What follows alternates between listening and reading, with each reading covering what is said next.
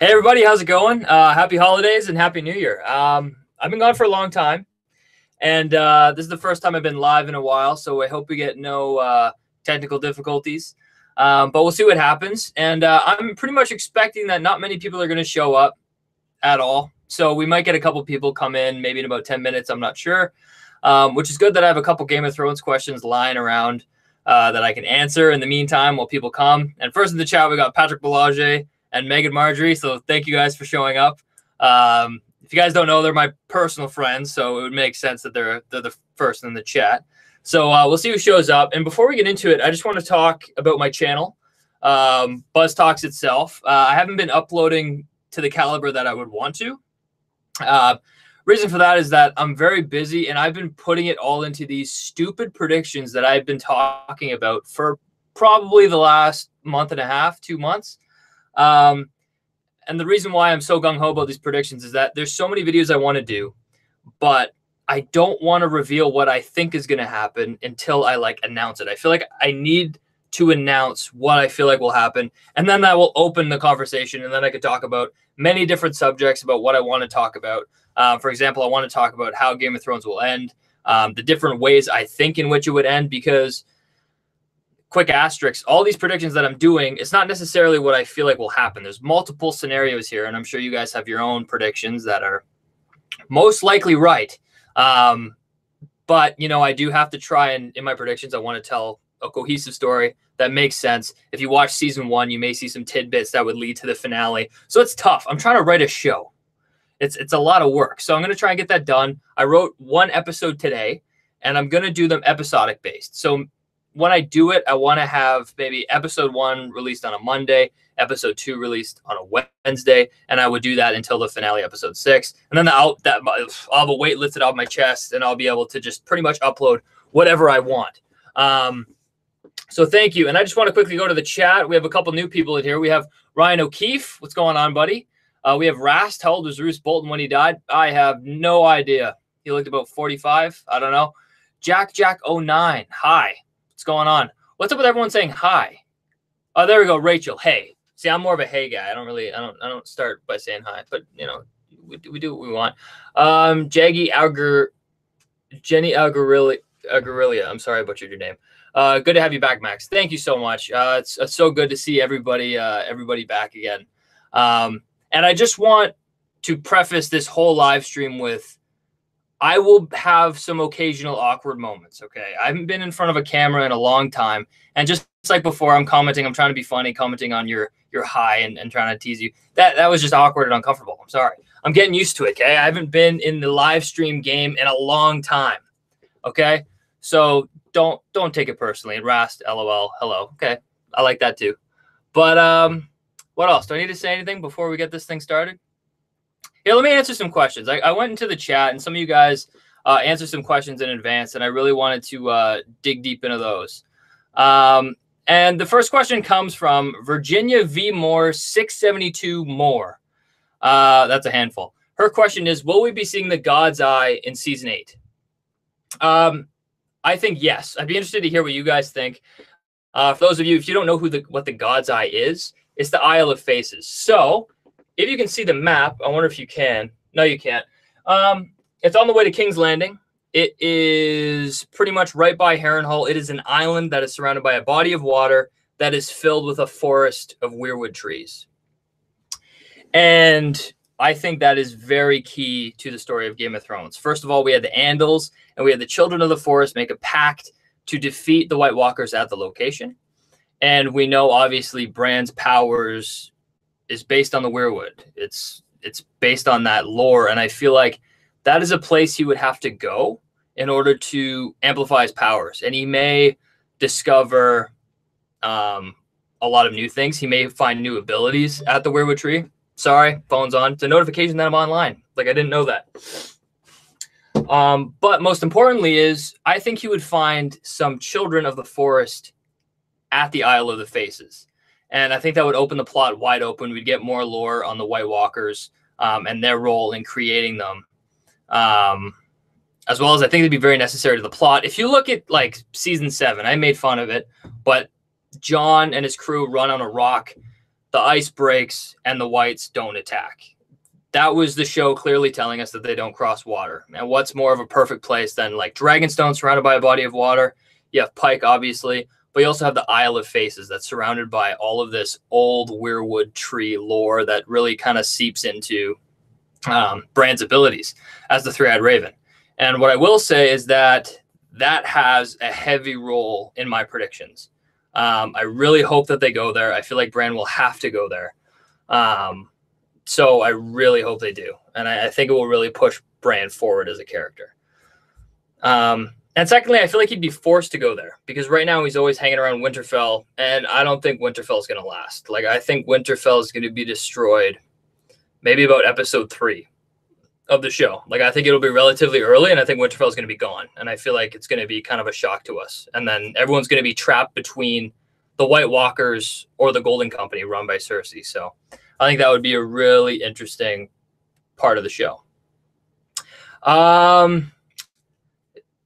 Danis the Dreamer, she or he asks, where do you think the last battle will be? King's Landing, God's Eye?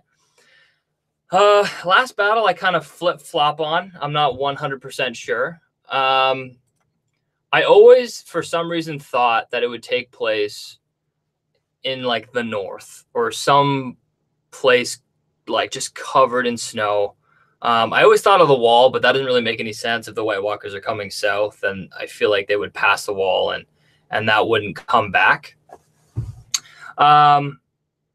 But in regards to where the final battle will be, I think we're going to see close to the final battle being at King's Landing to defeat Cersei.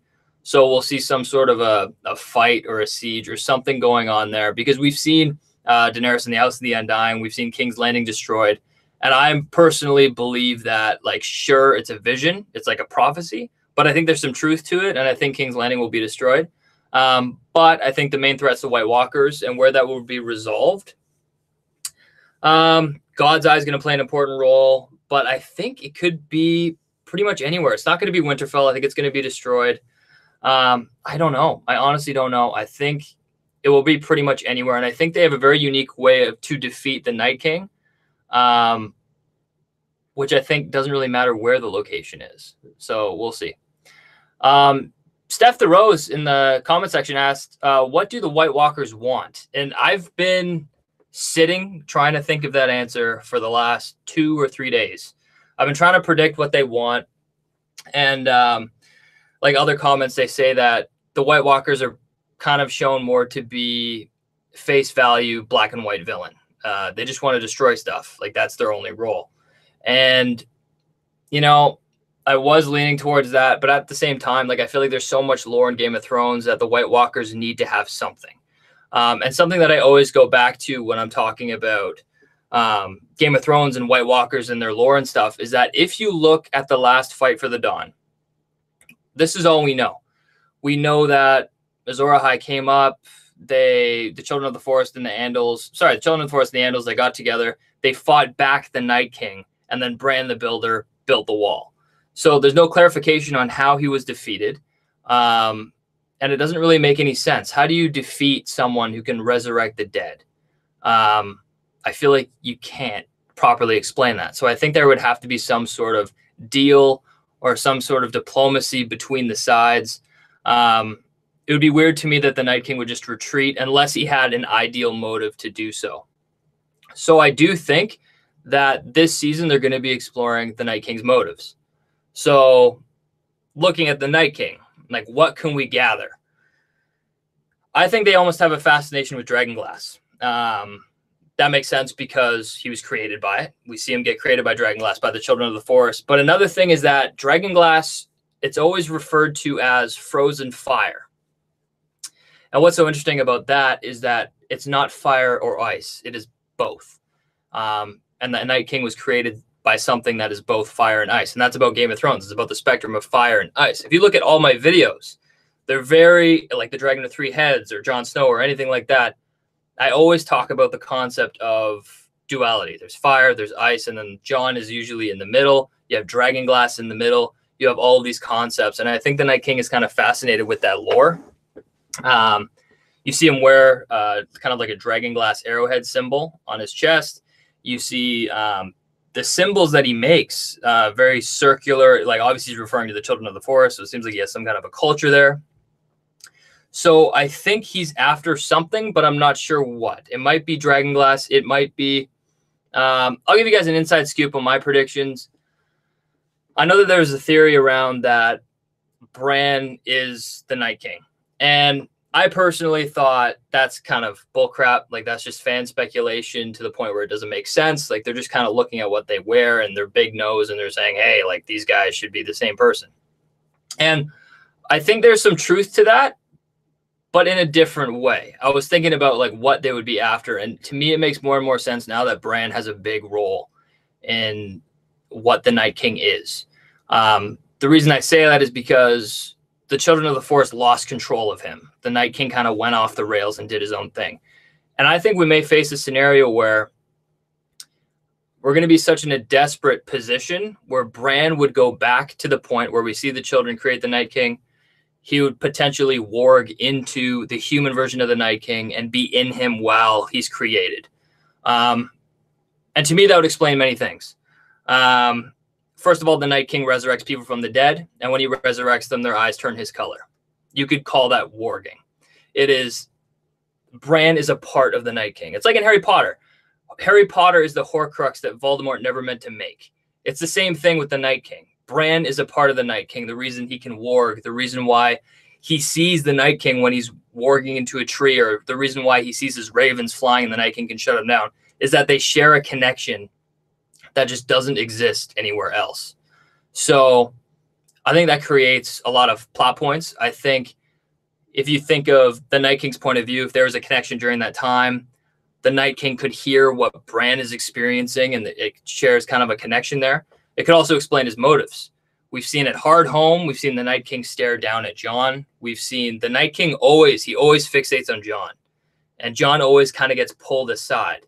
So I think you could push that like obsession with Jon into Bran. Bran spent every vision Bran has went back. He's been back to look at Jon and his story, who his parents are, and why he is the rightful heir, why he's the actual king of Westeros, etc. And that fascination could bleed into the Night King, and the Night King may need Jon. It's that duality. He wants Dragonglass. He wants fire and ice. He might want Jon to be recruited. He might need Jon for something. So I think that is very important. And what I'm working with right now is if you kill Bran, theoretically the Night King could lose his abilities.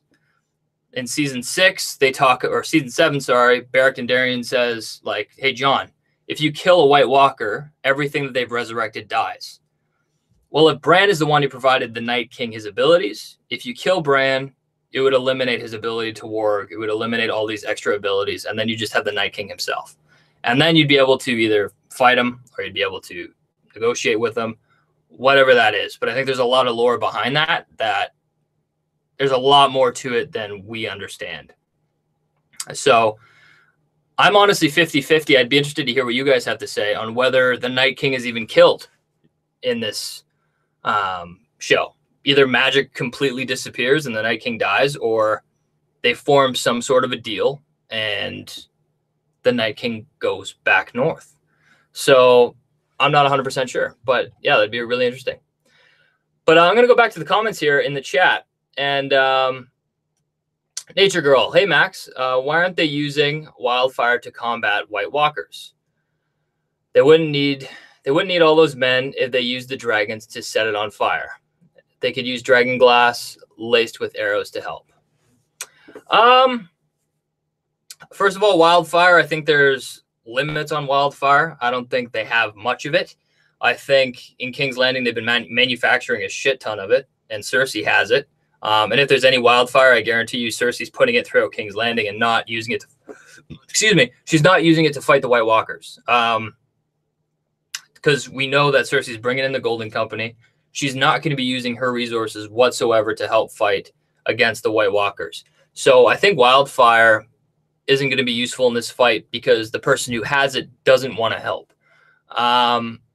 With arrows, I think we are going to see. I think we're going to see a lot of soldiers or whatever take on tools that would help benefit or fight against the White Walkers. I think we're going to see the Unsullied with dragon glass tipped spears. I think we're going to see archers with dragon glass tipped arrows, and that feeds into like all the lore. So I think they're really going to be focusing on trying to kill the White Walkers themselves to try and thin out the horde of whites.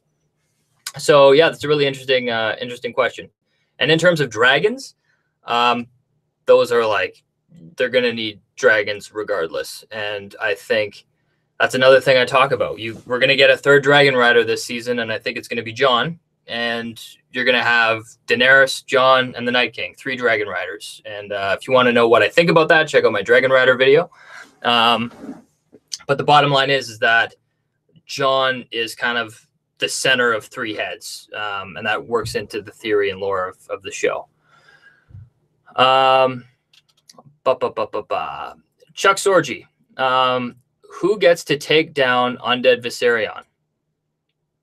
I think there's multiple ways you could do it. I think it would die from Dragonglass, because anything that is connected to the Night King will die with Dragonglass. But what hasn't been confirmed, and I'm sticking to this, is we don't know that the Night King can die from Dragonglass. We don't know that. He's created by Dragonglass. So I would compare the Night King more to Benjen than I would compare the Night King to another White Walker, because the White Walkers are products of the Night King. So I wouldn't be surprised if they reveal that Dragonglass doesn't kill the Night King. But in terms of dragons, they can kill that with Dragonglass. Or it's trying to cut the connection. The reason why the dragon is flying is because of the Night King. So you could kill the Night King. Good luck with that. That's what Beric Dondarrion said in season 7. Or you could find a way to break it. And that's something that I think. If Bran is the one who allowed the Night King to warg into the dead, then killing Bran would eliminate that connection. So I think it'll be really tough. I think we're going to get a dragon fight for sure. Whether one or the other comes on top, I'm not sure. I don't know how it's going to work between both sides.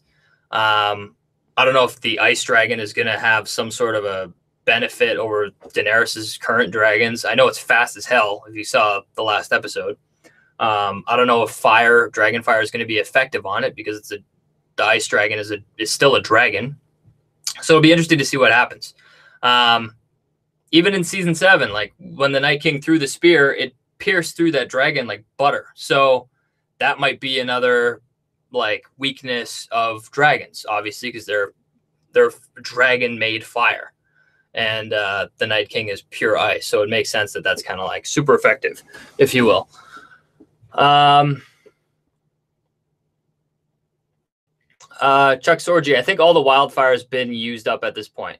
You know what's funny? I don't disagree with you.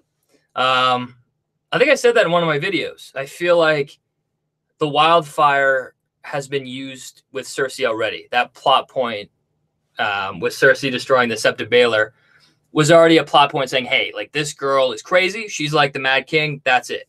And will it be used again? You know, it's fun. I'm leaning more towards no. And the reason is I did love the idea of Cersei blowing up King's Landing. I think it's an awesome idea. Do I think it could happen? Yes.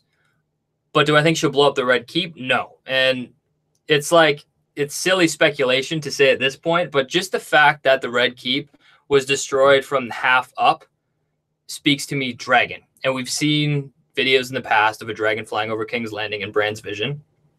So I want a dragon to damage King's Landing. And the best character I can think of is Daenerys, just because of the story arc it would be. If the Night King destroyed King's Landing, it wouldn't mean anything, because that's what he's supposed to do. He's supposed to destroy shit. If Cersei destroys King's Landing, it's okay, we saw that coming. She did that with the Sept of Baelor. It would make sense if she did it again.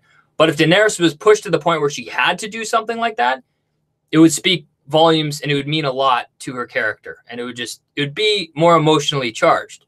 So I think we might get a blend where we're going to see dragons potentially burn, and I think Cersei may be shacked up with the Golden Company, but I think she'll be at the point where she's screw legacy. I think she might lose her kid She'll have nothing to fight for. And she's one of those spiteful people where it's like, if I can't have it, then nobody can. So that would be where she would lace everything up with wildfire if she had it. But, you know, I don't know. That would be interesting to see. Nature Girl. Hell, get the Masters on it every day. They need to get some of those fake asses from the Citadels to help out. Very true. Do I think we're going to see them? I don't know. You know what? I honestly don't think we will. Unless something crazy happens. Well, I guess the wall fell down. That's crazy enough. But how would you convey to them that this stuff is real? Because they're so far south to the point where as soon as they know, it's going to be too late because everyone else knows. So I feel like they're just going to be ignorant to the bitter end to the point where it's too late.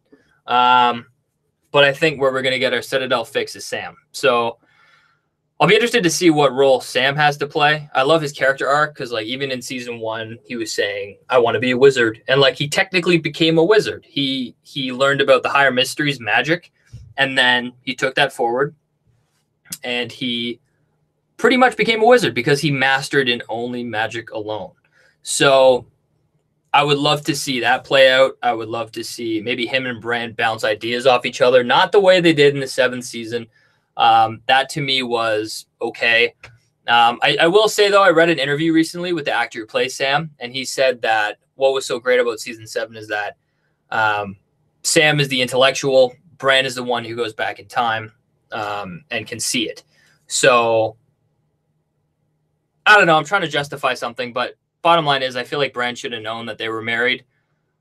But I feel like we're going to see more things like that where Sam will maybe read something about the White Walkers and then Bran can take that and focus it in and try and find it. So I think that's where we're going to be going with this.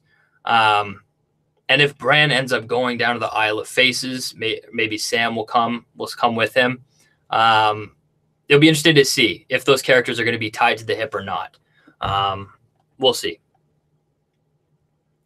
What else do we got? Ben and Arnold, hey, how's it going? Boris Sanchez, what's up? Ben and Arnold, Bran can find out the secret of wildfire by going back in time. Very true. He can do just about everything. That's why I'm wondering if they're going to nerf his character or not. And that's what made me feel like they were going to try and do with the whole, God damn it, Aegon Targaryen thing with Jon Snow. Like, he didn't know to go back to that point to see that, even though Bran's been so fixated on Jon in general, but I don't know. I really wanted to mention something, actually. The fact that they made Bran, like, mute, like, not even Bran anymore. He's just this guy who has a million different memories of a million different people. So he's pretty much a being of everything. And he's stone cold. I feel like they made him like that for, first of all, I think it's a good reason. I think it's legitimate. I think they made it too fast.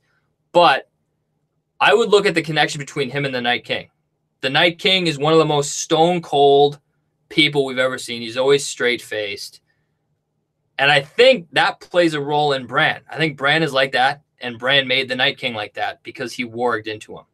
So we'll see. I'd be interested to hear what you guys think about that. Maybe I'm going crazy fan fiction-y, but I find it funny how I looked at a prediction that I thought meant nothing, and now I think it is. It's it. That's it. It's a wrap. I feel like that has to be it. It makes the most sense to me. But now, see, I'm in the prediction phase right now, so I'm trying to wrap my head around completely why it makes sense. But I'm getting there. I'm getting there. Maybe you guys can give me a little pointer. I'd love the help, to be honest with you. This thing's taken me 2 months to get these predictions done. What else do we got? What do we got here? Sorry, guys. I hate the part where I read through the chat because I need to concentrate to read. I don't know if you guys can talk and read at the same time, but I can't. So I'm not sure. I'm going to stick with this question. I don't even know if it's valid, but Bennett Arnold asks, right, but they are all with Cersei right now. I think they're now, right? I think they're talking about wildfire. Cool. Ryan Gadet, what's going on? Sam Tarley's going to kill the Night King. Hey, he killed the White Walker. Why can't he kill the Night King? And that raises what I was talking about earlier. I don't even know if the Night King's going to die. He may just go back behind that wall that he shattered. So that would be really interesting to see. what I'm trying to picture, like, what is Sam's legacy going to be for Game of Thrones? And I love the idea that he's the one to pass on the story. I think that's really cool because I like an idea where the Citadel's known to be logic. They value science, they value math, they value logic. They don't value magic. That's it. They hate magic. And I would love it if, and this is the bittersweet ending where that might come in, is the fact that Sam is in that environment. He's a maester. He's in that environment of science, math, etc. But he took it upon himself to learn the higher mysteries. I'd be interested to see a world where magic no longer exists again, to the point where dragons are gone. They may come back way, way in the future, but when this show ends, dragons are gone, children of the forest are extinct, White Walkers are destroyed, and every piece of religion is gone. And the reason why I think that would happen is because I'm another firm believer. Correct me if I'm wrong. I may have a couple lacks in logic here, but I'm a firm believer, and I've been saying this in season 6 and season 5. I think that Bran is every religion. I think the person who sits under that weirwood tree is the red god, is the faith of the seven, is the old gods, is everything. And the reason why I think that is because, first of all, the show's proven there's nothing after death. And that's like, okay, cool. But I love the idea that they have this vision on what magic is in the show. But I would love it for it to be grounded in reality. And I think that's what the show's magic really is. Sure, there's flying reptiles, but it still has a groundedness in reality. Like maybe when Melisandre looks in the flames and sees visions, maybe that's Bran going back in time, warging into her and projecting an image that he wants her to see. So, and it would make a lot of sense. He shows up, he's trying to educate people and show people of different belief systems, why they need to come together, who they need to support to end a threat that he's foreseen. So I think that's something that makes a lot of sense, and I would love that explored, because if Bran died, all religions would die with it until the next child was born with the ability to warg or green sea or whatever, and he would take that mantle. Unless the Isle of Faces gets blown to fuck too, so who knows? Alexander Sando, BuzzTox, do you think that there will still be a chance to get Attorney of Harrenhal flashback? I hate to say it, but no. I think that's dead. I wanted to see it so bad. I thought it would be perfect, but I honestly, I don't think so. They have 6 episodes to tell a story. It hasn't been confirmed how long they're going to be, but I believe these episodes will be about an hour and 10, an hour and 15 at the shortest, to about an hour and 30, an hour and 40 longest. So I don't think that's enough to bring in lore like that, unless they do what I think and Bran goes to the Isle of Faces himself. He goes to the God's Eye, and he may see quick snippets of points in history, but I don't think it's going to be a fully fleshed out Tourney of Harrenhal flashback. No. Could Samwell figure out how to make wildfire? I don't know. And I think it doesn't even matter, because I think at this point he's going to be trying to figure out the lore of the Night King, why he's important, what is he, and try and understand that portion of it. Because Bran, that's the one thing that Bran can't wrap his head around. He's been marked by him. Everywhere he goes, he sees the guy, and when he tries to spy on him, he freaks out because the Night King can push him out of his warged state. So I think Sam's role is to look at the past, look at lore, and try and understand and piece together what the Night King truly is. And I think that's going to be Bran's blind spot, because Bran can't get near the Night King with a 10-foot pole.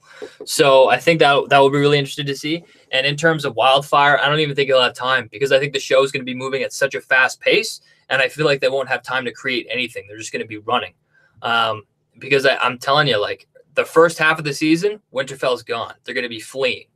And then the later half of the series, they're going to be pushing on King's Landing to get away from the White Walkers. So I think that the show is going to be in a state of panic, and they're not going to have time to sit down and form wildfire. I think if they're going to do that, it would be in season 7. But instead, Jon was mining for Dragonglass. So I think that's what we're going to see pay off, and not necessarily the creation of wildfire. Nature Girl. Maybe the Night King can see the future, because how would he know to have those spears and chains ready? I agree. Not necessarily that he can see the future. I would agree that he has a plan. and I'm not 100% sure what that plan is. All of us have a different opinion on who Azor Ahai, or the prince who was promised, is. It could be two people. It could be one person. It could be like whomever. Obviously, most people lean towards Jon and Daenerys. I personally go for Jon because, to me, quick summary, you watch my Jon Snow Azor Ahai video if you want to know. But this is the show in a nutshell. You have fire, you have ice, and the only character that fits right in the middle is Jon. You have Daenerys, you have the Night King. You have everything. And Jon is the one centerpiece to the whole show. And I think for that reason, we're going to see him go to the forefront of Azor Ahai. But that could mean many things. Azor Ahai might not necessarily be the person to kill the Night King. He might be the one to bring peace to the realm after the Night King is gone, and he might send him off. But the Night King, in regards to the Night King seeing in the future, I think he is a strategist. And, you know, I have a couple problems with that, in the sense that since the beginning, I've been saying that there's more to the Night King. There's more to the Night King. And I was kind of disappointed by season 7 because I feel like they discredited the Night King in being a mindless killing machine. And the problem with episode 6 is that I feel like if they wanted the Night King to seem smarter than he actually is, they would have done a couple of things differently. First of all, I don't think Jon and his group should have been surrounded by broken ice in order to save them. The Whites stopped and they waited till the ice was frozen. What I think should have happened to show that the Night King had somewhat of a motive is they should have just stopped. The Night King should have stopped them and just waited. And then the guys were just stuck, surrounded by Whites, and they had nothing to do. And as soon as Daenerys arrives, he then attacks. And I think that would show that he had some prior knowledge to that whole thing coming along. Excuse me, Jesus. But if I wanted to apply it to, say, my prediction, which, you know, you guys are here, I'm going to give you a sneak peek of my prediction. I think that the Night King, there's a piece of Bran in there because Bran warged into him. And I think what that came is with his motives. People don't understand what the Night King's motives are. And I think his motives are tethered to Bran. Bran's whole mission is to learn everything, to know everything, to kind of be in power over everything. And he's really had a central vision on Jon to understand his own brother, what his role is. He learned about his parentage. He learned about that he's a legitimized Targaryen. All of his visions that we've seen have been tethered to Jon. And I think that goes to the Night King. Maybe the Night King wanted Jon to go there. Maybe he needs Jon for something. Maybe Jon is the only person that he can convert into a Night King or something of that nature. And the reason why I say that is because they both are made of fire and ice. Jon is Targaryen blood and a Stark on the outside, raised as a Stark. The Night King is ice on the outside, like a Stark, and he's dragonglass on the inside, fire. So I think there's a serious connection between them, and that could be one reason why. Another reason is he could have just wanted a dragon. He wanted a pet dragon, so he had everybody, you know, come down so he could have that, and that would really help him out in the fight. So, but that's the real age-old question: is what does he want? Does he just want to cover everything in ice and that's it? Does he want to destroy all the weirwood trees to eliminate that aspect of knowledge? Does he want dragonglass, the element of fire and ice? It is frozen fire. Or does he want Jon, like what Bran wanted? Because he holds the key. And that would make a lot of sense. It's because you have Jon in the middle, you have Daenerys, and you have the Night King. And it's almost a fight on which side Jon's going to fight on. He can be the Night King or he can be Azor Ahai. And that might be a decision that he would have to make. Steph the Rose Germ said that who we think is good is not, and the villain is not the villain. Something along the lines of, so I think the Night King survives for an unknown reason. I think the Night King survives too, and I think that applies. If you go to, okay, I encourage, if you guys, I'm sure you guys are all hardcore fans, so you've seen all my Revelations playlist. If you go to my videos on my main channel and you go to my Revelations, watch all those videos because they're very high quality and I put a lot of time in them and they're like a thesis. The reason why I'm promoting that is because I talk about this aspect in these videos and I can't pinpoint which ones. You're going to have to watch them all, okay? But the point is that we've heard this from Melisandre. Melisandre associates whoever Azor Ahai is therefore going to be king. And it is so black and white for her. that she believes that Stannis is the savior and the king. And I think the same thing applies to who actually Azor Ahai is. Whoever is Azor Ahai is going to be the king, is going to make the world a better place after the war is won. And in her visions, you hear the same thing. It's the method of duality. She says that you will betray everyone you love. You will betray everything that you once held dear. You will betray everything, but you will be king. But you will defeat the Night King, or but you will bring peace to the realm. And that's that whole thing is whoever is Azor Ahai, whether it's Daenerys or Jon, what are they going to have to do to fulfill that prophecy, to be king or queen, to defeat the Night King? And I think a lot of things. I don't want to get too much into my predictions, but I think whether it's Daenerys or Jon, they would have to do something bad in order to obtain what they're fighting for. And let me know in the comment section down below what you think that could potentially be. I'd be interested to hear. Ben and Arnold, I think Dany would not destroy the Red Keep if it was necessary. You're right, she wouldn't. But it would have to be really necessary for her to do it.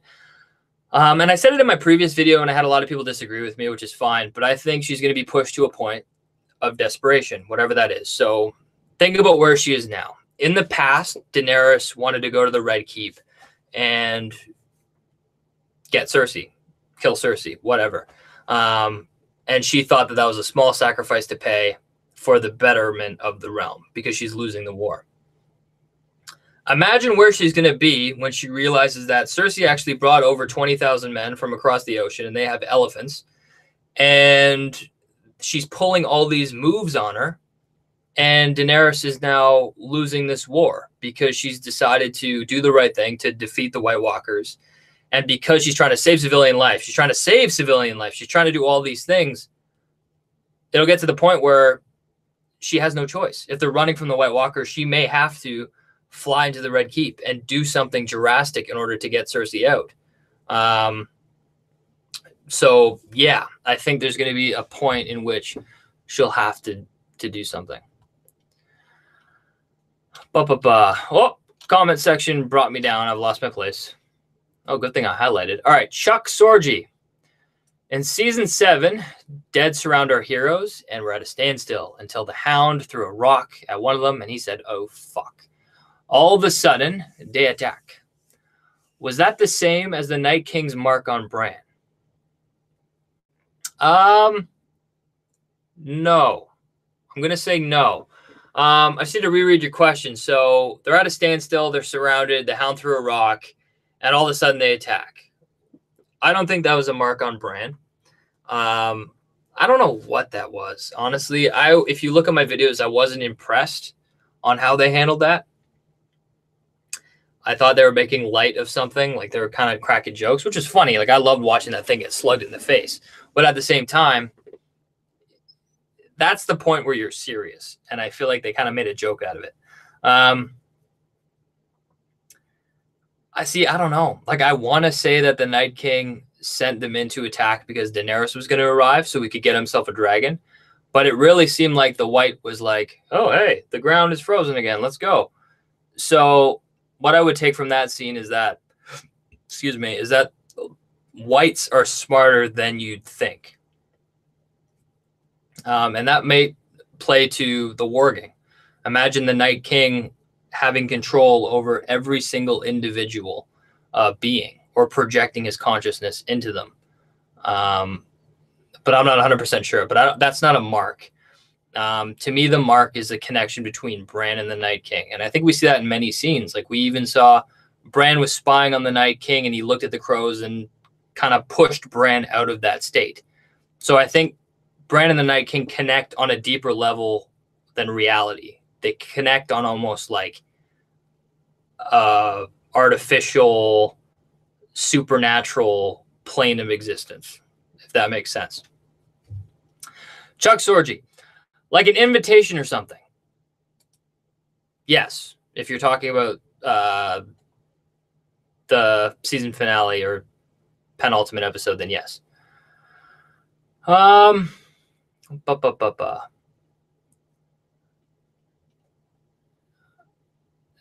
Is the Night King the same as the Night's King? I don't know. I don't know how different the books are going to be from the show.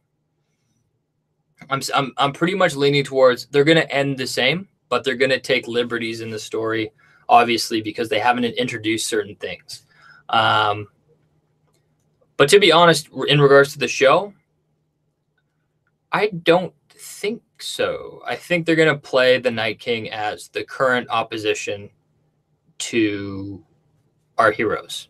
And they're just going to play it down the middle. And you know what? I don't think that's necessarily a bad thing. He's less of a myth and more of a actual figure. I don't know, though. We'll see what happens. Magic and religion being gone means that Jon dies. That's a very good point. Yeah, that's a very good point.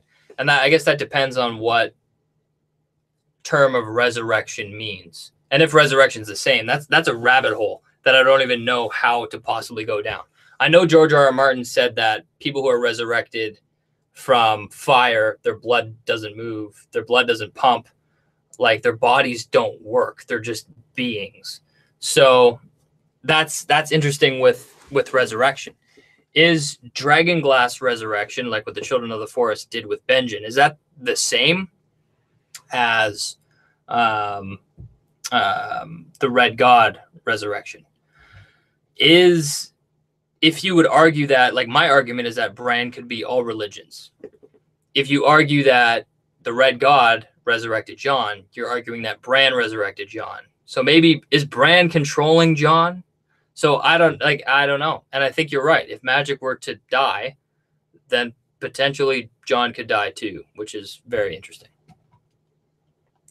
Unless you can like work around it and say that, hey, he was already resurrected and now he's fine. So I honestly don't know how they would play that off.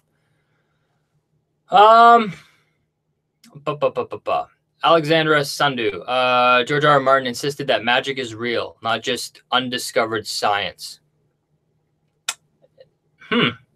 See, that's, you know what? Yeah, that kind of destroys my argument. But I guess in a couple ways, I would say that warging is magic. Yeah, warging and green sight, the ability to go back and see things, that's magic. But what I'm saying is that the context of magic stems from one source. So sure, magic exists, but not gods in the show. You know what I mean? It's not. God damn it. How do I explain this? It's magic. It's not supernatural. I still don't know if it makes sense. I can't find the words, but what I'm trying to say is that it's not a show. I don't like, you know, we all believe in different things. I'm not saying anything about religion. Like, God is God. I don't know. Like, I honestly don't know. Everyone believes in different things. What I'm saying is, in the context of this world, gods seem like they don't exist. The faith of the seven is like a religion that gets nowhere. The Red God, though, however, we see a response. But what's so key to their religion is afterlife, and they never have an answer to that. It's always they see nothing. So I would love if they wrapped it up with Bran being responsible for that. It would just kind of tie the story together, and I think it would make Bran's character really important. But I could be totally wrong. I would like an answer to the God aspect of it, though, because it is magic focused and ability focused on the plane of the Earth or Planetos or whatever itself, not gods. Anyways, that was a hard one to get through. That was a hard question. How big do you think the Army of the Dead is? I think it is bigger than every single army on the show combined. That's how big I think it is. So I think, and the bitch is that it keeps getting bigger. So you can't just beat it. And that's going to be a big problem with Cersei and Daenerys. They're going to be fighting this war, and Daenerys is going to try and be good and try and save life, but at the same time, she's going to be pissed off. And I think Jon's going to want to preserve life because everyone that's dead is just going to end up fighting for the Night King. So I think you got to strike a balance, and I think it's going to get to the point where you can't fight him.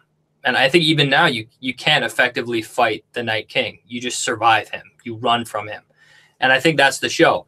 And even if you have Jon and Daenerys fight the Night King in the skies, you still have an army of dead that you can't. It would take forever to try and kill it with your dragon, and it would be nearly impossible with the Night King on Viserion.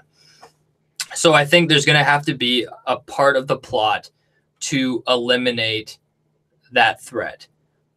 The fact that they teased us in season 7, that you kill the Night King, they all could potentially die. If you kill a White Walker, a horde of them or whoever that White Walker is controlling will die. I think we're going to see that next season. They're going to target White Walkers and kill them to try and thin out the horde. But I think it's going to be nearly impossible to kill the Night King, and there's going to have to be another form or method to defeat him. And hence my talk about Bran and why I think he's so important. Every person killed by the undead can become a soldier in the undead army. That's fair enough. Let's see what we got. Morty, who's your favorite character, book, and show? It's Jon. If you look at my vid, like I'm a big Jon fan, and I don't know why. Like I get it. Like some people don't like Jon. Some people do like Jon. I was one of those people. I literally watched the first episode of Game of Thrones, and I was like, I like that guy. That guy's awesome. And it turned out that he would become like the center of the whole show, which I love. So it's him and Daenerys. Jon's my favorite. I loved him initially for the person he was. And then as the show unfolded, I realized that there's so much depth. And the fact that he's both fire and ice, like he's everything encompassing Game of Thrones. So he's my favorite character. Second favorite character, I don't know. I find that I like a lot of characters surrounding my favorite character. So Jon's my favorite, so I naturally love Tormund. I love Sam. I always loved Arya. I love Tyrion. Tyrion's one of my favorites. So yeah, that's my favorite character. Ben and Arnold, I think the simple story of revenge. So, okay, how the show will end. The Night King killed all of the children of the forest. So he's like on a quest of revenge. That's definitely could be true. And I think a good reason for him to come south for that reason is to go to the Isle of Faces, God's Eye. Maybe there's still children of the forest there. And I think there is. So I think that would be a very valid reason for him to come south to kill them all. But after he did that, what's the next motive? Why in the last fight for the Dawn did the children and the Andals fight him back and end up like defeating him? I feel like that's almost impossible, especially since they didn't have dragons at that time. So there's so much lore to it that I don't understand. That's why I think that there's something that the Night King must be after or something he wants to achieve. But we'll only see. Ben and Arnold, he wants the whole continent opened up. That makes a lot of sense. Freeze everything. Totally agree. Ian, he comments. He wants to save the weirwood trees. R'hllor's trying to kill them. Well, that's interesting. Or maybe he wants to destroy them and have them for himself. Because we've seen in season 6, we see where the Night King was created, the weirwood tree was destroyed and he was covered in ice. But I would also argue that that tree was destroyed, but it can still be used by the Night King. Like that tree now is encompassed in ice. So wherever the Night King is standing, if he's on ice anywhere, he can connect to that weirwood tree that's been destroyed. But it can be used by the Night King. So I'm not sure.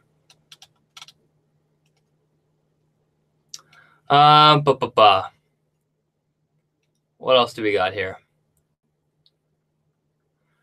Alexandra, what was your explanation for the fact that the one white didn't drop dead like the rest of the bunch? My explanation of that is storytelling. It's the fact that it's just for the sake of plot. It doesn't mean anything significant. To me, it means that they were trying to explain that you kill a White Walker and the ones that it's brought up have died. To me, that scene meant, oh, they all died, but he didn't resurrect this one white, which is very significant. And I think it was plot convenience. But you could go deeper and say, hey, the Night King must have stayed warged into that white. And because he stayed warged into that white, he must have wanted Cersei, and he must have wanted everybody to know that he's coming for them. Almost like a threat, like what he did in season 1, episode 1. He left heads on spikes. He let the one member of the Night's Watch go back and tell everybody. It could be argued the same thing. The Night King could have stayed warged into that white or kept him alive to show and to taunt everybody of Westeros that he's coming. We can't get rid of religion in this day and age. Do you really think that religion will die in the Song of Ice and Fire universe? No, religion won't die. I'm saying the magic that drives religion will die. People will always believe in the Lord of Light. People will always believe in the 7 gods. People will always believe in the old gods. What I'm saying will die is the ability for a red priestess to look into the flames and see something. I'm saying will die. What will die is the ability to resurrect somebody, the ability to see into the past. All of those concepts are birth dragons from flames. I think all that will die, and I think that will die with Bran. So I hope that answers your question. But yeah, you can't destroy religion or a belief system, just the magic that drives it.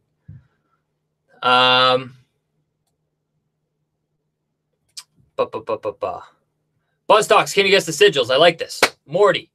We got a lion. That's Casterly Rock. That is Lannister. We have a wolf. That is Stark. We have a stag. That is Baratheon. We have a fish. That is Tully. We have an eagle. That is I don't know. We have an octopus. That is Greyjoy. We have a flower. That is Tyrell. We have a dragon. That is Targaryen. And we have a sun. That is Dorne. That is the Martells. I hope I didn't speed through that too fast. The eagle got me. Unless you're thinking of a bird, and that would be Tully. So I hope I got that right. Oh, without checking your poster. Nice. I didn't check. I swear to God. Thoughts on director selected for the final season? Mikey G, I'm happy. If you go back, I have a video about the directors. You go to my season 8 playlist. I talk specifically about the directors, and I break it down. And I talk about why that's so important. And I got to say, I'm a huge fan of the directors. First of all, Miguel Sapochnik. The guy directed Hard Home. He directed Battle of the Bastards, and he directed Winds of Winter. Those are literally my top 3 favorite episodes of Game of Thrones of all time. So I'm a big fan. The guy knows how to direct story. He knows how to direct drama and emotion. Like every shot he does has meaning. Like when Daenerys makes Tyrion her hand of the queen. Tyrion is standing on a step, so he's at the same level as she is. And there's a lot of meaning behind that. When Jon and Sansa are talking, there's a pillar between them, signifying their difference.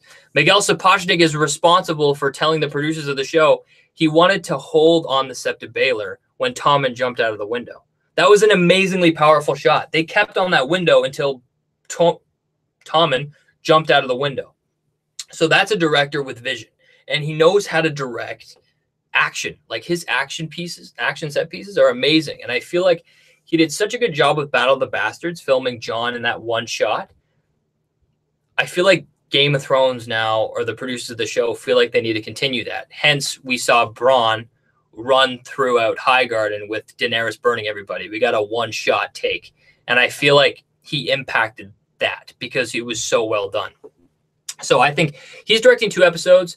I think they're going to be the 2 major action set pieces of the whole show. I think we're going to see Winterfell blown to shit, and I think we're going to see something happen to King's Landing, and I think he's going to be involved in that. The other director directed The Red Wedding, all these emotionally tension episodes. I think he directed Baelor. I'm not 100% sure, but great dramatic actor. He's directed a ton of iconic Game of Thrones episodes. So I think he'd be directing the first 3 episodes. Dan and Dave is directing the last episode of the show, and I think that's their right. They're the producers. They've done a great job with the show, and I think they'll do a good job. And I think the last episode is really going to be a wrap up. We're not really going to be seeing any action in that episode.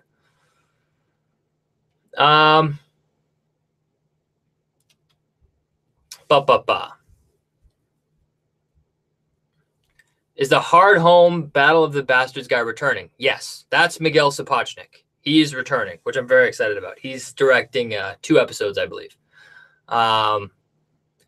Bran is to the Jedi as the Night King to the Sith. No. Okay, I'm personally going to say no. And I could be wrong, honestly. I could be equally right or wrong. There's no right answer. But I don't think Game of Thrones is a show of good and evil. I think it's a show of gray. And I think George R. R. Martin has said that. And I don't think Bran is a Jedi by any means. Like, he's had issues. He has struggles. And I'm just going to be honest with you guys. I hate Star Wars. I don't like it. I'm sorry. I just don't like it. I never got into it. I watched the new movie. Oh my God. It was, I hated it. It was so, I did not like it. I did not like what they did with Luke Skywalker. I did not like what they did with the movie. Anyway, I'm going off a tangent. Anyways, no, I think that, the biggest comparison that I would give about like a good and evil is a Harry Potter and a Voldemort. That would be my connection if you were to go a good and evil route. Harry Potter's flawed, but he's a hero in a sense. And the reason why I think that is because I think that there's too much stuff that we've seen with Bran and the Night King for them not to have some sort of a connection.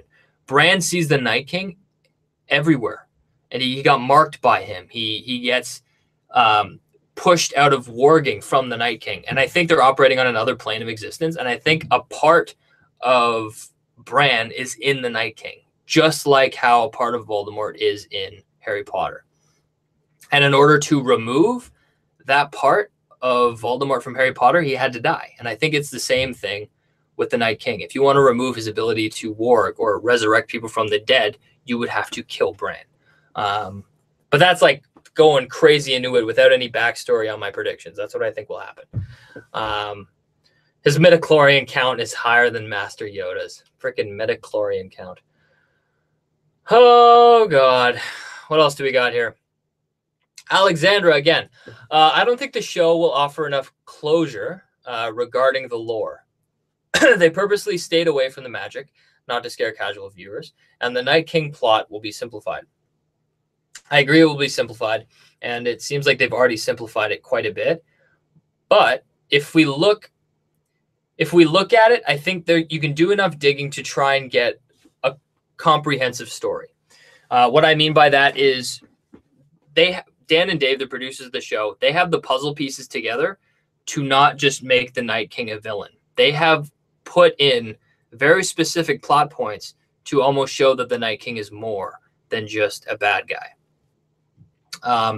And I feel like they're going to end the show, even though if they're going to cut a lot of stuff, I think the moral of the story is going to be the same. So if in the book, the Night King is a good guy who just came over north of the wall or south of the wall to say hi to the children of the forest, then that will happen in the show. So in terms of the lore and stuff, they may not address it, but they have the tools to build a straight good story for the show. Take Hodor. He was always called Hodor, and the producers of the show, just like the books, they made him say hold the door, and that hasn't been announced yet for the books, but that's what's going to happen. And I think even that in itself, that taught the audience that Bran has the ability to warg into somebody in the past. And that right there introduced a whole can of worms. They first told us that Hodor was saying hold the door the whole time, and that was huge for us as fans. But secondly, they introduced that concept or idea is even possible. So when that happens again, or if that happens again in season 8, we're going to understand that, and we're going to understand the magic and how that works. So that's already explained. So I think they have the tools to tell an appropriate story if that's what they want to do.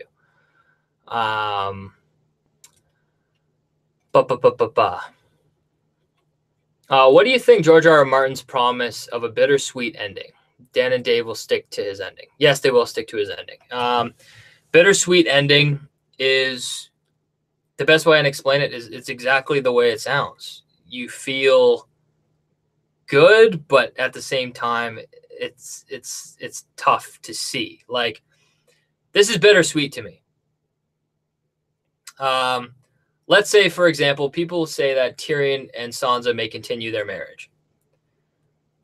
Bittersweet is the characters both live, they're together, they're married, they're not the happiest couple, and they live at Winterfell. Bittersweet, they're not the happiest couple. They did it for honor. The bitter part of it is that Lannisters now own Winterfell. That Starks are now going to go extinct. That when the show started in season 1, it was Starks versus Lannisters. Now there aren't even any Starks, and Lannisters sit on in Winterfell. So that's bittersweet. Bittersweet is Jon or Daenerys dying. I think one is going to live and one is going to die. I think both of them are not living, and both of them could potentially die, but I think bittersweet is one dying and the other surviving and picking up the pieces. Bittersweet is like if Daenerys or Jon became king, like Jon, for example. This is the perfect bittersweet ending for me. This is the last example I'll give. I love Jon as a character. He's my favorite character of Game of Thrones, okay? I want Jon to be happy. He's my favorite character. Bittersweet, he's made it known that he hates being king. He doesn't want to rule people. He does it because he has to, because people look up to him and he knows what's right. He knows what the right thing to do is. Bittersweet is Jon having no one, losing Daenerys, losing everyone he cared about, and having to sit on that throne and spend his life ruling people to create a better world. That's bittersweet because he's creating this new world of Westeros. He's creating a better world, but it's at the sacrifice of his whole happiness in life. He's just the guy who rules the 7 kingdoms, and that's what his legacy is. He doesn't have any kids. He doesn't have anything. He just dies on the throne. And I think that's pretty damn bittersweet. So that's what I think by bittersweet. The world's not going to end. The world's going to continue, but it's not going to be the pitch perfect way we wanted it to. Andre Fullerman, what's going on, man? I haven't seen you in a while. Good to see you. Well, yo, dude, will you and Trev do Westworld this year? Yeah, man. Westworld was one of the best experiences watching a show. It was awesome. We did great. We blew up. Like if you search Westworld, you'll probably find us in the top 5 videos. Like we did really well, and we predicted it spot on. So I'm going to tell you, I have a news video on the way for Westworld. I'm going to start talking about Westworld as it comes closer to the day. It's going to be released in spring. So you're going to be seeing Westworld videos leading up to the show, and then we're going to cover it really well. So you can look forward to that. Rachel Webb, I agree about it. Sorry, I'm going to try that again. I agree about it not being about two or good and evil. Good people do bad things, bad people do good things, and GOT illustrates this super well. Thank you. It's a good point. Rachel Webb, I think Jon might have to kill Bran. Did you read my predictions? Shit. I like it. That's right. I like it. I'm afraid I'm going to give too much away. I think Jon's going to have to kill Bran. I'm pissed off you said that, Rachel. Why you got to be so smart? That's what I wanted to say. That was my predictions. I thought that was going to be something unique that no one's done before. But yeah, I think Jon is going to have to kill Bran. And that feeds into him and... Okay, if you watch my videos, I talk about Bran and Jon having this crazy connection. It's insane. And I'm not going to talk about it all now. You can check out my Revelations playlist. Everything. Why Bran's a three-eyed raven. Jon is Azor Ahai. The connections are there. And I think if you look at the Melisandre's visions, she says that, Azor Ahai is going to have to betray everything they love, betray what they stand for, their family, etc. And I think Bran is going to, in a moment of desperation, I'm not going to say what it is or what I think it will be. I think he's going to warg into the human version of the Night King. And when he turns, Bran will then push his abilities into the Night King. So the Night King then becomes this character of, holy shit, he has Bran's abilities. He has Bran's knowledge and information and obsession. And that's where the Night King gets his motives from. And I think at the end of it, in order to try and get the Night King by himself and on his own, you have to kill Bran to eliminate the warging ability. I think that's really interesting. So I like that, Rachel Webb. I like that comment. That's very cool. I thought I was just making a live stream giving away my predictions. Alexandra Sandu. I see no reason for D&D and HBO to move away from whatever ending George R.R. Martin gave them. Whatever happens, they can always blame the ending on George R.R. Martin. Definitely. But my problem is the process. I think we're going to like the ending no matter what. It's the process on how they get there in which we'll see. I can guarantee you they're not going to be capturing a white in the books. But if they do, it's going to be justified and it's going to make sense. That was a plot point that D&D threw in there to get a dragon on the Night King side. Because that is what's going to happen in the books. So we're going to end up in the same place. I just hope the journey there is going to be good. And I hope Dan and Dave can do a good job. Because, God damn it, like, if I feel like I can do a better job than them, if I watch this season 8 and I feel like my predictions were better or like anybody in the communities is better, I'll be kind of pissed off. Because, like, come on. They can't play it down the middle. They've got to have some depth to the show. And I think season 7 was lacking a bit of depth that I wanted. Macro 42. Do you think the Night King will attack Castle Black or just go further south for bigger castles? What I can say is I've had two different opinions on this. First opinion is I thought the Night King was like an extinction wave. The fact that as he moves south, he just destroys everything in his path, and hence why that took him so goddamn long to get to the wall. So it makes sense for him to go, instead of going south, he goes east, and then he goes west, and then he destroys everything all the way down until he gets further and further south. But I'm not sure. I think they might play it like John said. I feel like he's going to attack the last hearth, and then he's going to attack Carhold, and that's going to be his way to Winterfell. I think that John is going to summon the Night's Watch to Winterfell to help fight because they're no longer useful anymore because the Night King's broken through. So I think we're going to see Beric, we're going to see Tormund, we're going to see these people come back, and they're going to fight alongside everybody when Winterfell is destroyed. And I think that's even added in when Beric says to the Hound, we'll see each other again. And the Hound's like, I fucking hope not. But they will. And that's when they come south. And that's proof that they're alive.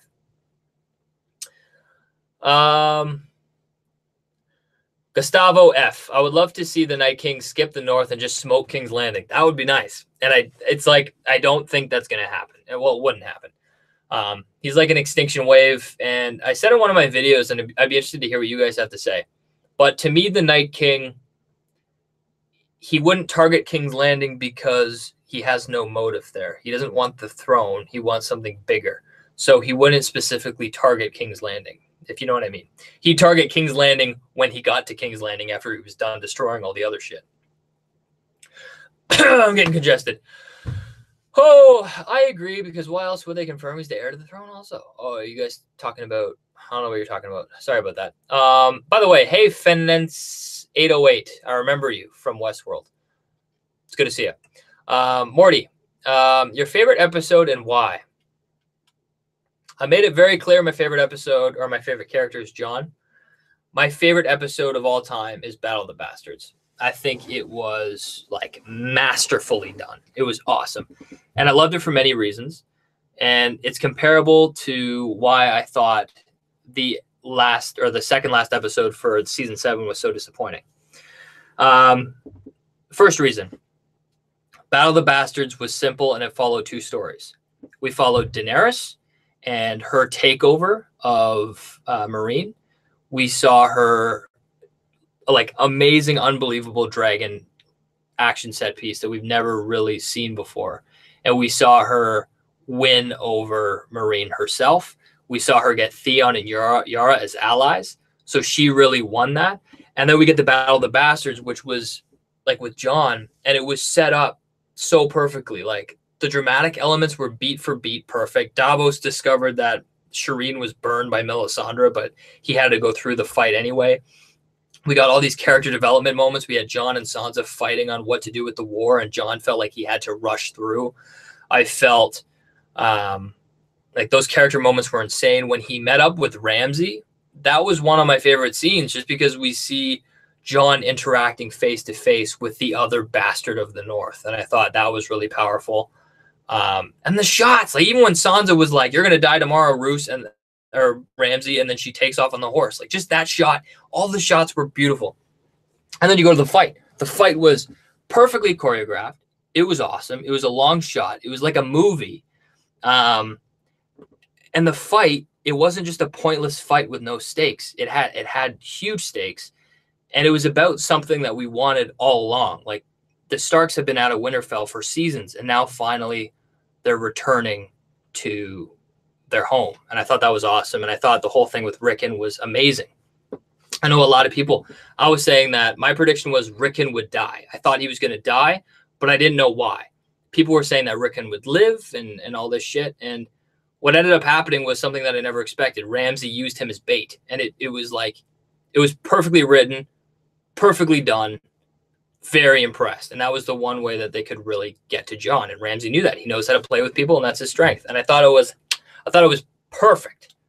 Oh, can you tell I love that episode? Holy hell. It was perfect. It was perfect. Absolutely perfect. What else do we got here? Megan, search Westworld. You're in fact the 5th video. Maybe I memorized that I was 5th down. Maybe I didn't. I'm not sure. But thanks for checking that out for me, love. Brenda Starr. Magic has been around for thousands of years before the Night King. Why would it die with Bran?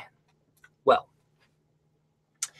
it's been around, but it's also been known to disappear. And I think that's the whole thing with Game of Thrones, is that everything ebb and flows. And I think Game of Thrones, I think it would be interesting if magic was then lost for the world, dragon eggs turned to stone, and that portion of the world kind of died to the point where nobody believes it anymore. Like the current state of Westeros when we started the show was everything was myth and legend, except for dragons, I guess, when they were no bigger than cats.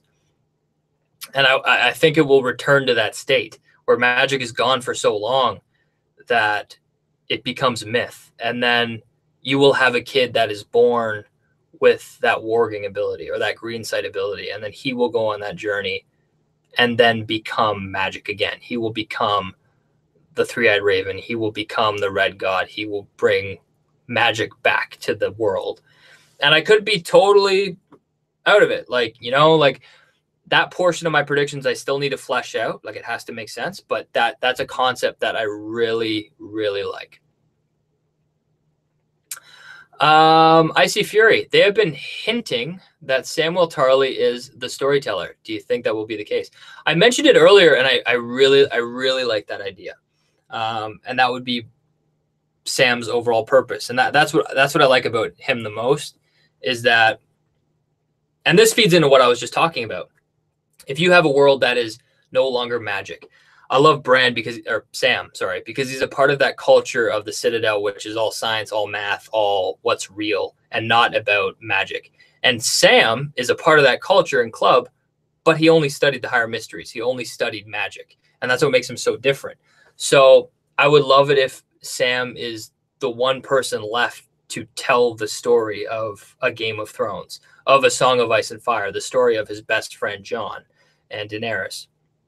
And he would be the one to tell that story, and that would become a myth. That would become a story to tell people of Game of Thrones. It would be of Westeros and Essos, and it would become A Song of Ice and Fire. It would be ingrained in the culture of Westeros and Essos. And I think that could be Bran's final part of Game of Thrones. And I think that would be really cool. Brenda Starr, I said the same thing about magic not going away for good. And Buzz explained that he referred to people's ability to manipulate magic going away, not magic itself. Yes. I think, yes. Thank you for explaining that for me. I appreciate that. Kyle Butler, do you think the Night King or the KG Night King will divide his forces? Oh, Night King. Send people one place and some, or what is KG? I'm going to guess it's Night's King. One place and other places making for multiple battles. I would have said no before, but then all of a sudden we see in season 7 a White Walker alone with a horde of whites, and Jon fought them to capture the white. So that was either plot convenience, but I think so far we've seen them move as a horde, and I don't think it's going to change. I think they're just going to overwhelm everything, and I think we're going to see Winterfell overrun and destroyed. I think they're going to be a horde. I don't think we're going to see anything split up. No. Icy Fury. Hey, Buzz. Will we finally see more of the surviving direwolves? Yes. Okay. So this season we got 6 episodes. I know that last season they wanted to put in Ghost, but for some reason they cut him out. They had a scene with him. I'm kind of pissed that they cut him out, actually. But I think this season we're going to see Ghost. We have 6 episodes. They have a bigger budget. I think we will see Ghost. We have Nymeria. So, that opens up the wolf pack where Nymeria is leading a wolf pack to help fight. If that would happen, I think that would be because of Bran. But they did lay that potential plot point, so I don't know if they're going to follow that through or not. And I have one sick, twisted idea. I think that we're going to see Summer. That's Bran's direwolf that got killed. I think we're going to see that resurrected. And I think that means a lot to my prediction about Bran being a part of the Night King. That, in a way, Bran's direwolf will die, but then be resurrected by a part of himself. So I think that would be interesting too. And I think we're going to see more sides to the White Walkers. We're not just going to see whites. We're going to see polar bear whites like we did before. We're going to see giants. We're going to see more dire wolves. We're going to see more animals. I think they're going to stay away from spiders, but I think that we're going to see more of that part of them. Morty, BuzzTox. Should we see the Iron Throne survive? Which house would you most like to see on the Iron Throne in the series finale? I'm personally House Lannister, Tyrion and Jaime, Hand, and the King. That's very cool. Iron Throne, believe it or not, I'm really torn on this. You could go to kind of a democratic society. Daenerys has talked about breaking the wheel, and we've seen this addressed in season 7. Tyrion's like you can't have kids. How are we going to make sure that the wheel remains broken when you're gone? And by broken, he pretty much means that, you can't get any Joffreys. He had the family name, but he didn't deserve to be on the throne. So how do you fix that? And the answer is, I don't completely know, but I know that it's going to be bittersweet because I believe that whoever is Azor Ahai is going to be king. And that is through many of Melisandre's visions. You can check out my video on Melisandre the Red God. It's under my Revelations playlist on my channel. So I think it's very clear that Azor Ahai is more than just the person to defeat the Night King or stop the Night King. He's the person to lead others through that hard time and bring on the good times. So I think that the ruler will either be Jon Snow or Daenerys. I think it's going to be Jon Snow because of multiple factors. If I just break it down to story, I would say Daenerys is the conqueror, and that has no place in this new world.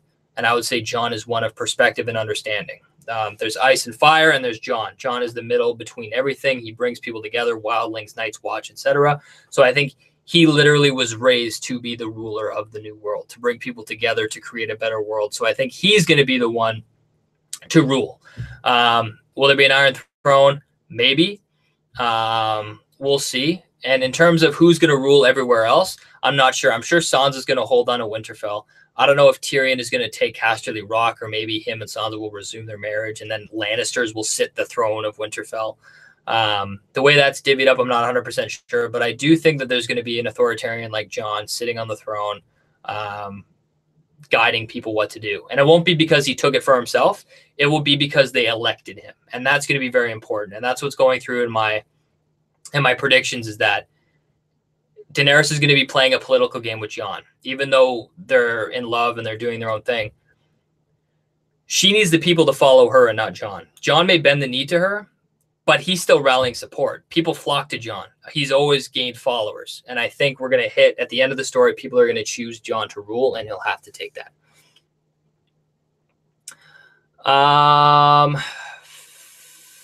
Venescence, 808. I was referring to your end game of Jon sitting on the throne, but having nothing. I think he'll live, take the throne, but not have no loving memory to enjoy. I agree. And that's the bittersweet ending. I think Jon's going to be sitting on that throne, and that's Bittersweet. He's not going to have anything. He's not going to have Daenerys. He's not going to have really anybody because all of his family's most likely going to be gone, and he's going to be sitting there picking up the pieces, and he's going to be a reluctant king, and he's going to have to do it because that's what he has to do. He has to do the right thing, and I think he's going to freaking hate it, and that's Jon's story.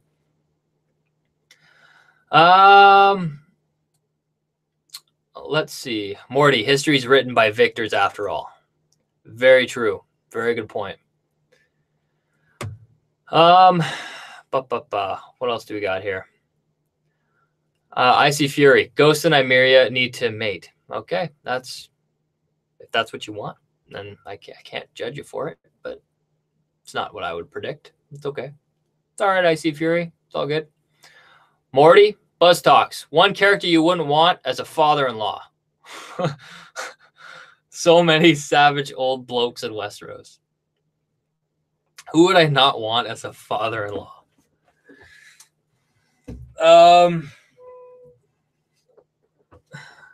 Shit, you really got me there. I guess the Mountain. He's pretty intimidating. A little too purple. I don't know. I choose the Mountain. He'd scare the shit out of me. So yeah, that's my answer. Rachel Webb, do you think the throne itself may be destroyed, or perhaps the only remaining thing of Westeros that we know? I'm not a believer that they're going to melt down the throne, because the throne in this Game of Thrones show is too small. So I don't think that's going to be melted down. Do I think it's going to be the last thing standing? No. I think we're going to have a lot of stuff left, but it's going to be a portion of rebuilding. Like Winterfell's going to be done. They're going to have to rebuild that thing ground up. A lot of places I think are going to be destroyed, but King's Landing is going to be just about as much destroyed as you've seen Daenerys in the House of the Undying. But I think there's going to be hope. Like there's going to be enough for them to pick it up and move forward. And I think it's going to be fine. I don't think it's going to be totally decimated. What else do we got here? I don't know how much longer I have here, guys. My throat's starting to fade. I'm starting to lose my voice.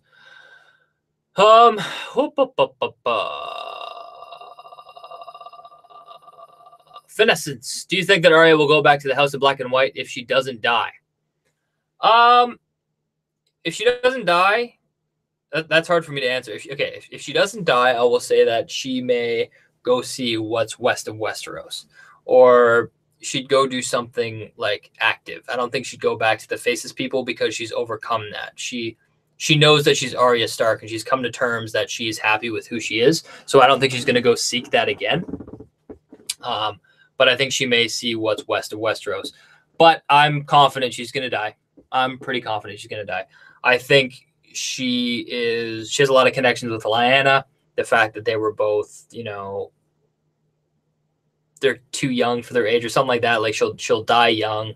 I think that a lot of foreshadowing. If you look at my recaps, my season 1 reviews, there's one where Ned is watching Arya fight, and she ends up getting like kind of defeated by Syrio Forel, and you see Ned watching, and there's like clanging and stuff like that. I think that's literally a foreshadow of her death, and I think that we're going to see that scene similar again, but Ned will be replaced with Jon. So I think that could happen. What is Arya's fate in your opinion? That's what I think. I think she's going to die. I think her and Jon won't have that big of a scene together, but I think he will be the one to kind of experience or see her death. So that's dark, but I think that's what's going to happen. I think that she's going to go on some kind of a journey with the Hound. I'm not going to talk too much about it because that's my predictions. I'm saving it for that, but I think that's what's going to happen. Morty, will we ever see Essos in the final season? I imagine that the end, some characters may be exiles. That's a possibility. You know what? Yeah, I'll agree with that in the way that if we see anything to do with Essos, it will be in the last episode. I doubt it. I think this season is very much going to be on Westeros because that's where the threat is. That's where everyone is. So if so, it will be in the end. I see Fury. Will the second sons return to help Danny? No. I think the show, that portion of the show is done. I think Dario's retired. I think Jack and Hagar is retired. I think that part of the show is completely done. Rachel Webb, if they do the whole Danny's pregnant thing, do you think that the child will survive? If they go down the route, I feel like the child's death might be the thing that tips her over the edge. In that case, if she would have a kid, I don't think the child will die unless she died, because I think they're going to carry that like miscarriage plot point with Cersei.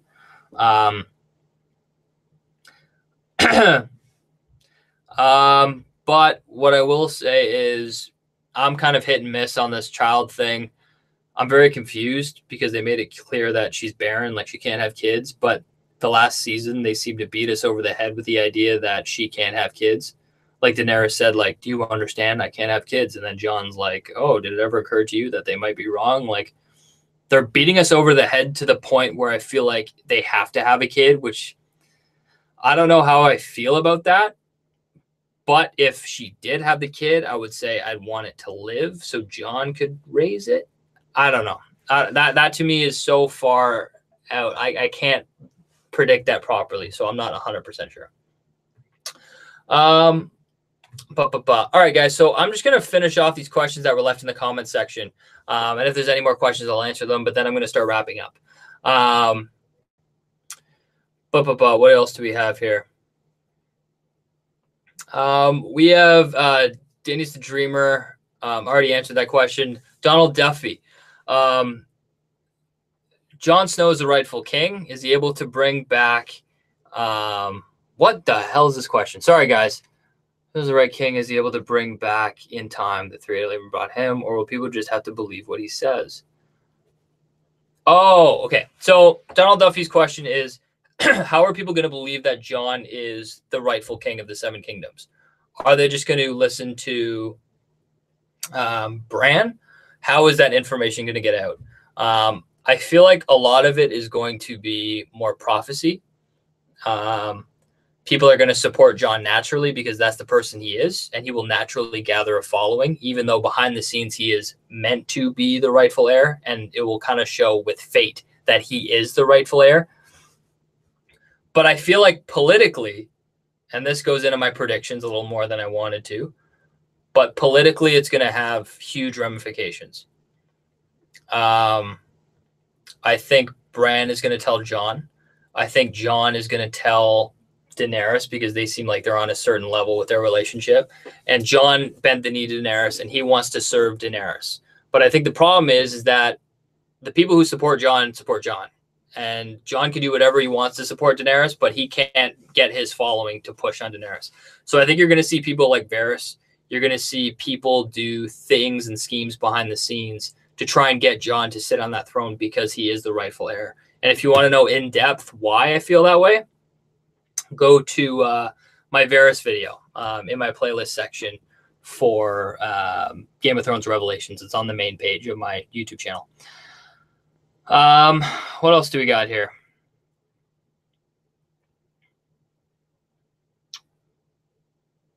G14 Abel. Currently, we know that Dany is on a boat to Winterfell with Jon.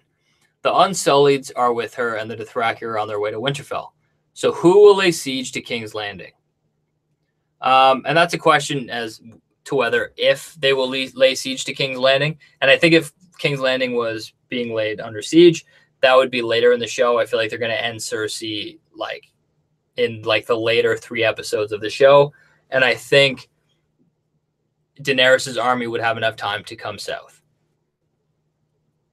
And the last question that I have written down here from the comment section down below is by Rafael Gonzalez. And he says, do you think that there will be a jump in time in the future, in the ending, which is interesting. And I'd be interested to hear what you guys think of that. Do you think that we're going to see the future, or is it just going to end? I personally think the last shot of the show will be current time of the show. Because I think when you show the future, it eliminates the possibility of speculation, and it kind of removes that feeling. I feel like they're going to end the show with that bittersweet ending that says, like, for example, this person took the throne, this happened, these people died, and now the new world that's being created is going to start. I don't think they're going to jump in the future and show that happen, because that kind of ruins the motif of that powerful ending, if you know what I mean. So I don't think we're going to see any jumps to the future. I think we're going to see, if anything, it's like a month jump in the future where they're trying to start rebuilding, and that's it. What else do we got here?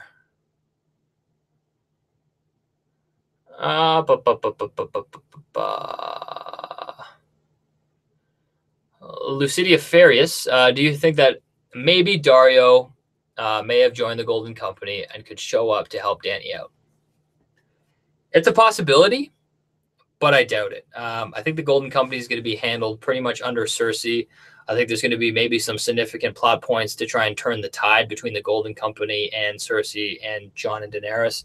I know that they're true to their contract, but they're also founded on bastard Targaryens. So I think that's a possibility. I think Dario's character is retired. I think it adds a lot of additional unnecessary plot, and I think there's a lot more important things they need to focus on. So I don't think we're going to be seeing Dario. And I'm going to answer 2 more questions. If somebody's got a question, put it in. I'm going to answer Morty's question, and then I'm going to answer 1 more question if you guys put it in. If there's no extra question, then I'm going to wrap up, just so you guys know. Morty, surely the Lannisters are doomed. The Reigns of Castamere is surely foreshadowing. Yes, I would say the majority of the Lannisters are doomed. I think Jaime's dead. I feel like he's had a good character arc. He started off as kind of like just not a good guy. And then, he's kind of changed into this guy who now has left his sister to help out and fight against the White Walkers. So I think the Valonqar theory, I think that's going to come true. And I think the Valonqar is Jaime. And I think Jaime will be the one to kill Cersei.